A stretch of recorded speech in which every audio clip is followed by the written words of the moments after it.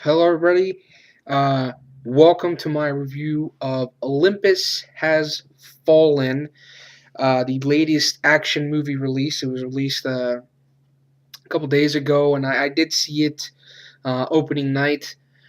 Not the early screening, but I saw it on Friday. I went to see it with a friend of mine who also wanted to check the movie out. Was really looking forward to this film. I was really impressed with the trailers. I like Gerard Butler. I think he could really do a good job as an action lead. Unfortunately, he kind of stepped away from that, making a ton of those crappy romantic comedies. Um, but now he's going back to the action genre. And right off the bat, I just got to say, I really enjoyed this movie. I really did. This, in my opinion, and some people can disagree with me on this, but I know there's probably some people out there who will agree with me. This, I feel, is a much better Die Hard movie than A Good Day to Die Hard. I was severely disappointed with A Good Day to Die Hard. I did not hate that film, but as far as I'm concerned, that movie is a time waster at best. Whereas this one, I really enjoyed. I really, really liked this movie. Um, Basically, in the plot, it's fairly simple. Opens up. There's a car wreck involving the president and his wife. They're in this car. It's teetering over a bridge.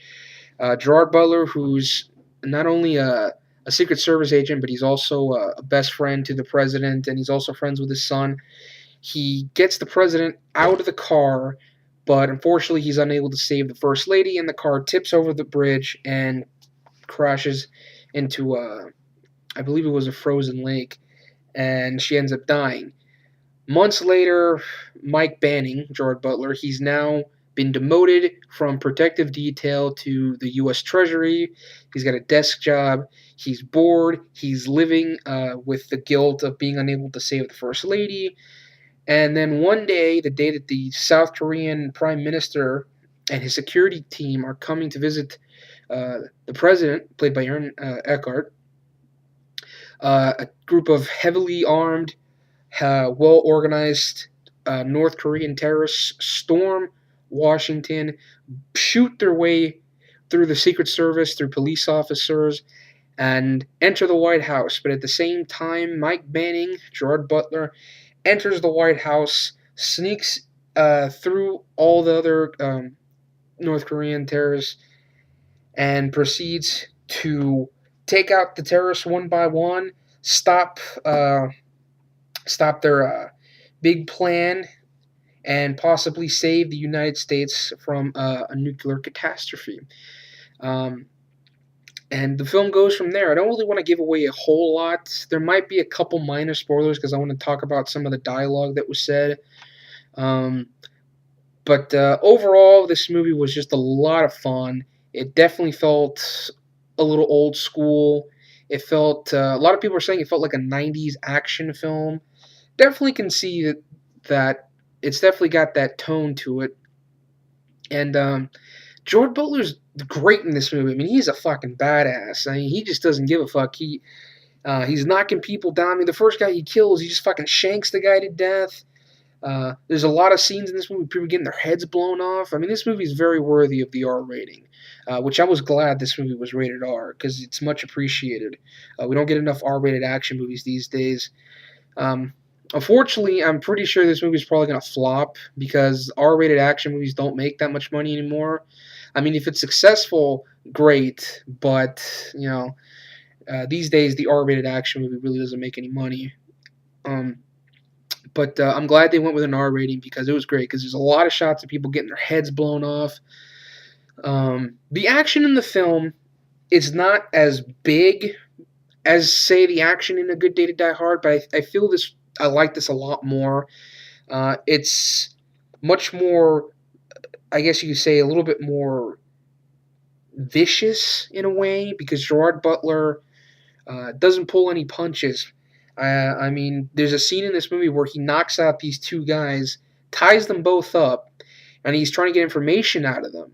And they start laughing at him. Gerard Butler's got this knife in his hand, and he starts laughing at them too. He's like, yeah, that's very funny. Very funny. He stands up, stabs one of them in the fucking throat, and then he goes, He goes, you know what? He says to the other guy, I really liked your friend. He was a funny guy. I really liked that. Um, Later on in the film, he finds out that the president's son is also in the house, and he tries to get him out.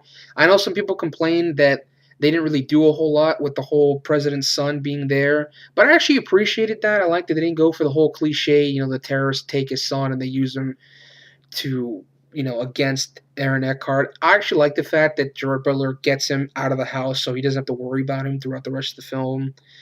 Um, so basically, the movie's pretty simple. Just going through the house, picking people off left and right. Well done action sequences, well done fight sequences. They're not very elaborate fights, and they don't last very long. They're more, I guess you could say, tactical. Kind of, I guess you could say, realistic, but not really. They're more tactical based. Um, some the type of fight techniques that someone that with military training would use. It's to use the best technique to take someone down quickly. But they're really well done, and it's got some really memorable lines of dialogue. For instance, when he's on the radio talking to the people back at the Pentagon, he finds out about this program called Cerberus, which I won't give away what it is. But this general that's there, played by Robert Forster, he says that's classified, and Gerard Butler goes, "Oh, really? Well, I think I have the proverbial need to fucking know." I really like that. There's also a scene earlier where he kills this guy, and he takes a picture of this like tattoo that's on the back of his ear. And Angela Bassett asks him, "Is that man still alive?" And Gerard Butler goes, "Ask me a serious question." I like that. I thought that was a fun bit of dialogue. And it's not a perfect movie. It does have some problems. Although I felt the action was well shot. Most of the movie takes place in the dark because the power's out, and it's nighttime. And at times it was a little bit hard to see what was happening, but for the most part I could tell what was going on. Who knows? Once I get the movie, if I get it on Blu-ray, maybe it'll probably look better there than it did in the theater. Also, the CGI, I don't mind it that much, but it isn't the best. Some of it is a little bit shoddy, but for the most part, I was fine with it. It could have been a little bit better, but I was fine with it. I definitely don't think it was that bad or that distracting. I always compare it to like the crap that's on the Sci-Fi Channel, and it definitely was a lot better than that. But some people might be bothered by it. I thought it looked fine. Also, let's see. The villain in the film is played by Rick Young. He plays a villain named Kang. And he isn't as menacing or has this very evil presence to him that someone like a Cary Takawa or even somebody like Alan Rickman in Die Hard or even Powers Booth in Sudden Death. But he's definitely a ruthless villain. He's got no problem putting a bullet in someone's head or beating up a defenseless woman. I mean, he's very despicable. You definitely want to see Gerard Butler get his hands on this guy. And the villains altogether, these goddamn North Koreans, you really hate these people because the first time when they first assault Washington, and there's even a red band clip of this up on YouTube, they have a fucking plane with miniguns and they're just shooting everybody. They're shooting police, they're shooting men, women, children. They're getting fucking mowed down, and it makes you really hate these guys. And speaking of that, when the first attack, and again, there's a clip of this up on YouTube. It's really well done when they storm the White House. They come in they're shooting RPGs. They get like two fucking garbage trucks, and they open them up, and they got fucking 50 cal machine guns, and just mowing everybody down. It's not realistic, of course, because everybody else gets killed besides Gerard Butler, and he's on like the outside. He goes through the gate and he shoots a couple dudes and gets in, whereas everybody else just ends up getting mowed down. Even though he told them to get down, but but they went down fighting at least. And I think another problem some people might have with this film is the patriotism. It's a very, I guess, overbearing patriotic film, But if you find this film to be overbearing in its patriotism, that's just because you hate America and you should just get the fuck out and go to Canada. See how much you like it over there. Huh? No, I'm just kidding, guys. No, just, if you think the patriotism is too much, I mean, that's fine. I was fine with it, but it does kind of get a little. It's a bit much with the patriotism. I mean, it starts with an American flag waving, and it ends with a shot of an American flag waving. And there's even a shot in this movie where a woman is getting dragged by two of the terrorists, and she starts reciting the the uh, the Pledge of Allegiance, and it just came off as kind of silly, to be honest. It was supposed to be this very serious moment, but it's kind of silly. But I was fine with the patriotism. I know some people might say that the film is jingoistic or it's racist because the villains are North Koreans.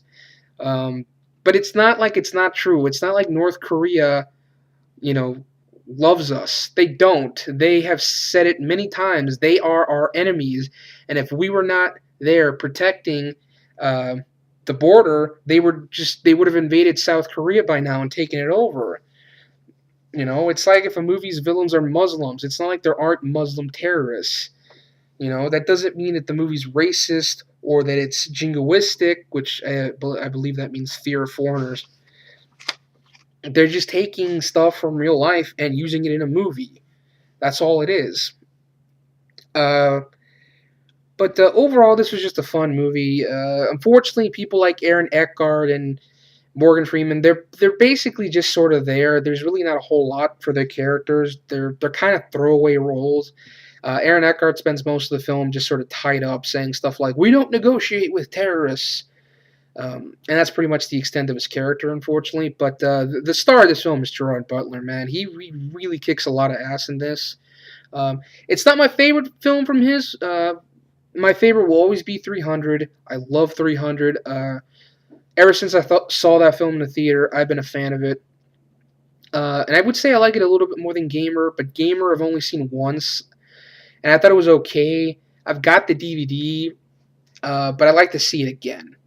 But as it stands right now, definitely can say I like it better than Gamer. And I can definitely say right now that I like this more than A Good Day to Die Hard. I thought this was a much better directed film.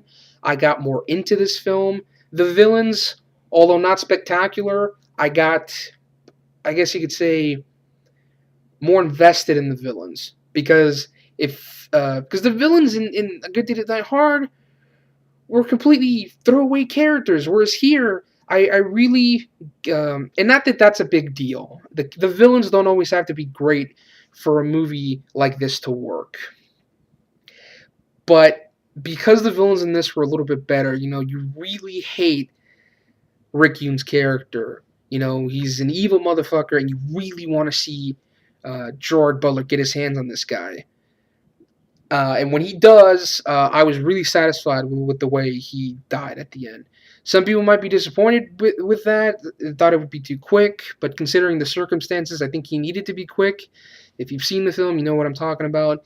And I was satisfied.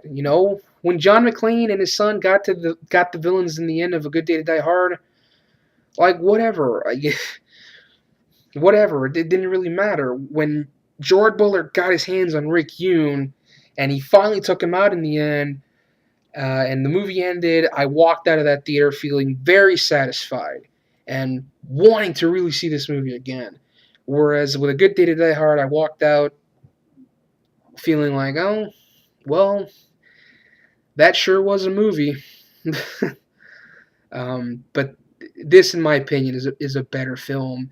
And I know White House Down is coming out later this year. I have no interest in that. I might go see it just to get it out of the way. But it's Channing Tatum. If the guy wants to make a living, which we all need to do, I get it. And if this is what he loves to do, fine. But leave the action genre alone, Go do fucking romantic comedies. I never watch romantic comedies, so there you go. You're doing me a favor. And plus, Roland Emmerich, it's going to be PG-13. And Roland Emmerich hasn't an R-rated film since The Patriot, and that was back in 2001. So it's going to be PG-13, and it's going to fail in comparison to this one. But anyway, if you want to see a fun Die Hard in a White House, and you were disappointed with Die Hard 5, definitely check out Olympus Has Fallen, because Gerard Butler kicks a hell of a lot more ass than John McClane. But that's just me. So stay tuned, and yeah, see you guys later.